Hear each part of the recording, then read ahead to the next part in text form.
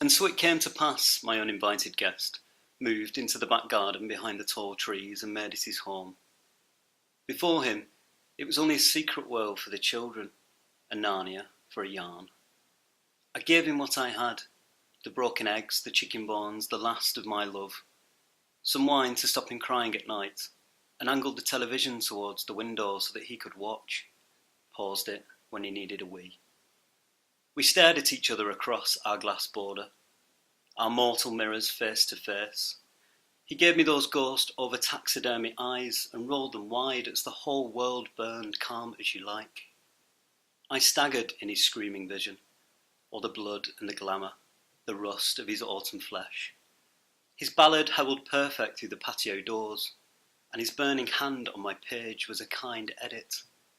We only cried when it rained, so that the other didn't worry. In the small hours, we would hatch a plan and carve it into an atom. Anything seemed possible in his gaze. Sometimes I would play the matador with a red tea towel, but there was no fight.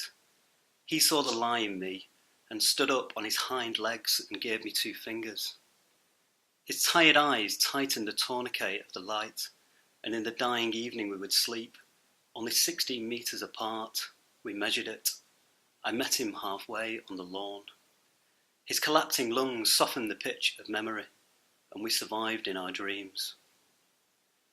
Then one day, out of the blue, he collapsed the sun, suitcased my heart, took the essentials, and left without a word.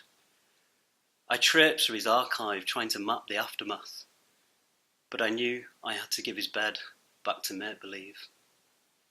I often look for my absentee.